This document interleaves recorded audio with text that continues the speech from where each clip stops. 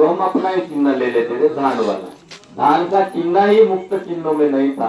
दूसरी बात, नेशनल जो पार्टियां रहती है, राष्ट्रीय पार्टियां जिसको बोलते हैं आप, कांग्रेस, बीजेपी, खास करके राष्ट्रीय पार्टियां करके उनको जानते हो, तो उनके खुद के सिंबल है, वो सिंबल से वो काम करते हैं। तीसरी बात, आज कोर्ट है, बाजार में हमारी सभा लगनी थी दिन भर में, अभी ये बड़ी बड़ी पार्टियों ने क्या कर दी है, पूरे सभाएं जो है ना, पूरे बाजार की सभाएं बुक करके पहले ही रख दी है। यानी वो 11 बजे से उनकी परमिशन रात के 9 बजे तक, 5 बजे तक, 6 बजे तक, पूरे लोग जाने के बाद हम लोगों को परमिशन मिलती है। यानी दिक्कत ऐसी है कि सर्वसाधारण आदमी, हमारे जैसा आदमी इलेक्शन भी लड़े तो बड़ी उसके लिए बहुत दिक्कत वाली बात है। फिर भी हमने हिम्मत करके ये इलेक्शन में हम लोग खड़े हैं। दूसरी बात, जो बिरसा ब्रिगेड के माध्यम से हम जो लड़ रहे हैं, राष्ट्रीय गोंडवाना पार्टी के माध्यम से हम लोग जो लड़ रहे हैं, ये क्यों लड़ रहे हैं, इसके बारे में 2 मिनट मैं आपसे बात करना चाहता हूँ। थोड़ा ध्यान से आप सोचिएगा। मैं आपके पास मत मांगने, सिर्फ मत मांगने नहीं आया हूँ, तो मेरा मत रखने आया हूँ। मेरे को कहना क्या है, आप सुन लो, समझ लो, सिचुएशन को समझ लो, राष्ट्रीय पार्टियां क्या बोलती है उस बात को समझो, और हम लोग क्या बोल रहे हैं उस बात को समझो। देखो, ये जो एरिया आता है आपका, जो ये पाउलोना, ये जो एरिया आता है, ये पूरा एरिया ककोड़ी से लेके, यानी चिचगढ़ से लेके कड़ी कच्चा ककोड़ी तक, उधर पालंदुर वाला बेल्ट, उधर अपना नवेगांव वाला पूरा बेल्ट, पड़स गांव से लेके धमदी टोला तक, उधर साले कस्सा वाला बेल्ट, ये पूरे बेल्ट को टाइगर रिजर्व में इन्होंने डाल दिए। टाइगर रिजर्व जिसको बोलते बाघ परियोजना, बाघ, टाइगर, शेर का जो व्याघ्र प्रकल्प यहाँ पे बन रहा है, उसमें ये एरिया आता है। अब फिलहाल में ये एरिया बफर जोन में, कल ये एरिया पूरा कोर जोन में चला जाएगा।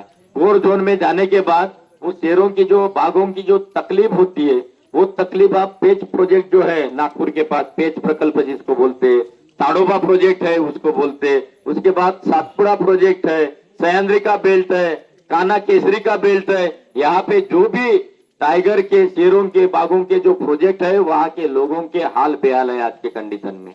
और हमारे एरिया को भी ये बाघ का जो कैरिडोर है उसको दिनों दिन बढ़ाते जा रहे हैं। दूसरी बात, आपके हाथ में जो हमने पर्चा दिए है, आपके हाथ में जो हम लोगों ने पर्चा दिए, उसके ऊपर बारकोड है।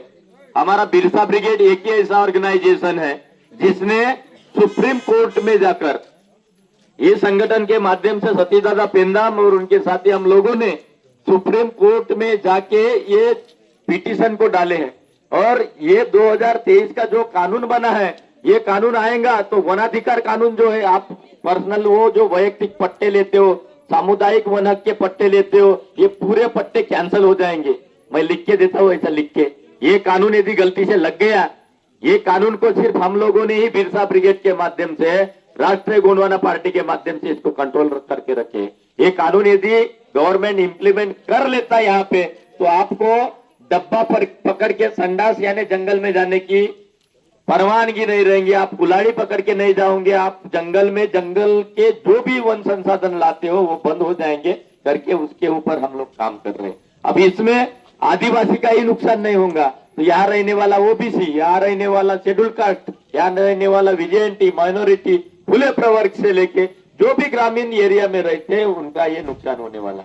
अब मैं आपसे एक सवाल पूछता हूँ साथियों, आप बोलते हो इलेक्शन आता है तो इलेक्शन को त्योहार मानते हो। चलो, मैं पहले ही डिक्लेयर कर दिया आपको, मेरी बात पटेंगी तो मेरी बात को मानना, नहीं पटेंगी तो नहीं मानना। मैं मत मांगने कम आया हूँ, मत रखने बहुत ज्यादा आया हूँ। तो मैं आप सभी साथियों से मेरा अनुरोध रहेगा कि ये बात को मैं आप ही लोग को पूछ रहा हूँ। कहा झाला का त्या गाडीला, हटो हटो अरे हटो ना इधर। ये बात को साझा करने आया हूँ। कैसा है, आपके पास कांग्रेस की पार्टी है, मैं कांग्रेस का कोई विरोध नहीं करता। आपके पास बीजेपी की पार्टी है, मैं उनका भी विरोध नहीं करता। चलो, जो पार्टियों में आप लोग होंगे, आप वहां काम करते हो, आपका सवाल है। बट आपके लिए, आपके जो इश्यूज है, आपके जो मुद्दे हैं, अभी टाइगर कैरिडोर का मुद्दा बीजेपी ने अपने पॉम्पलेट में लिया है क्या? वन्य जीव प्रकल्प जो बनाया जा रहा है उसका मुद्दा जो है, उसका जो इशू जो है, अभी यहाँ पे किसी पार्टी ने अपने मेमोरेंडम में लिया है क्या? ये हमारा सबसे बड़ा पहला सवाल है।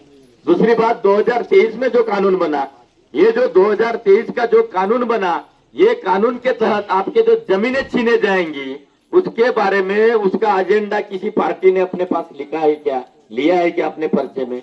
नहीं लिया है। तीसरी बात, गोंदिया जिले के 185 स्कूल बंद होने जा रहे हैं। बंद होने जा रहे हैं बोले तो दत्तक योजना में दे दिया पूरे स्कूलों को।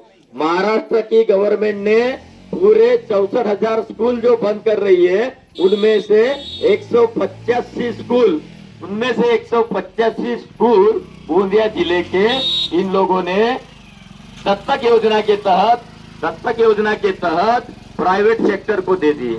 कल आपके बच्चे कहाँ पढ़ेंगे? दूसरी बात, रोजगार की बात करते तो आज दिवाली होने के बाद सब लोग खास करके ग्रामीण क्षेत्र से अपना बोरा बिस्तर बैग पकड़ लेते हैं और कमाने चले जाते हैं। कब तक करोगे ये हालत में? यानी नौकरियां पूरी चली गई, एजुकेशन पूरा चला गया, शिक्षा की व्यवस्था चली गई। ऐसे हालत में यदि यहाँ पे हाथी प्रोजेक्ट डाल दिए, 4,000 किलोमीटर में, 4,000 स्क्वायर किलोमीटर में नवेगांव और सिंधुदुर्ग नाम से 2 हाथी प्रोजेक्ट बना रहे, वो भी आपको एड़ा बना के वो हाथी प्रोजेक्ट बना रहे, क्योंकि कानून ऐसा बोलता है जहां पे भी ये प्रोजेक्ट बनाना है, जो भी जगह पे ये प्रोजेक्ट बनाना है, तो वहां की 80% ग्राम सभा की सम्मति ले बगैर वहां पे कोई भी प्रोजेक्ट गवर्नमेंट डाल नहीं सकता। लेकिन इन्होंने आपको एड़ा बना के वहां पे ईडीसी बना ले, इको डेवलपमेंट कमेटी, जैव विविधता समिति नाम से समितियां बना लिए। गैस के हंडे देंगे बोले, गैस देंगे बोले, अमका देंगे तमका देंगे, और वो ठराव ले लिए, और उसी ठराव को ये बोल रहे कि ग्राम सभा का ठराव है। कल यहाँ पे हाथी आ गया, हाथी गढ़चिरौली में जाके देखो हाथी कैसा नुकसान करता है। वो हाथी का प्रोजेक्ट स्टेब्लिश हो गया और यहाँ हाथी आ गया, क्योंकि हाथी ये नहीं देखने वाला ये कांग्रेस का है या ये बीजेपी का है। हाथी तो सीधा जमीन देखेगा, वहां का धान देखेगा, वहां का महुआ देखेगा। महुआ तो जिसके घर में उसका तो घर ही फोड़ के रख देता है। वो नांगलडो की कहानी है, नांगलडो में ऐसा इसके पहले हो चुका है। अभी दूसरी बात मैं आपको ये पूछना चाहता हूँ, ये बोलते हाथी आ गए, ये क्या बोलते हैं? हाथी आ गए। हाथी ऐसा टोंगरे के ऊपर पाँव उठाता है क्या? हाथी का पाँव कितना उठ सकता है? फीट भर। अपने जिले के बॉर्डर कमर हाइट के हमारे जिले के बॉर्डर है, तो उनको क्रॉस करके हाथी कैसे आएगा? और वो हाथियों के पीछे 250 लोगों को इन्होंने लगा के रखे पश्चिम बंगाल से।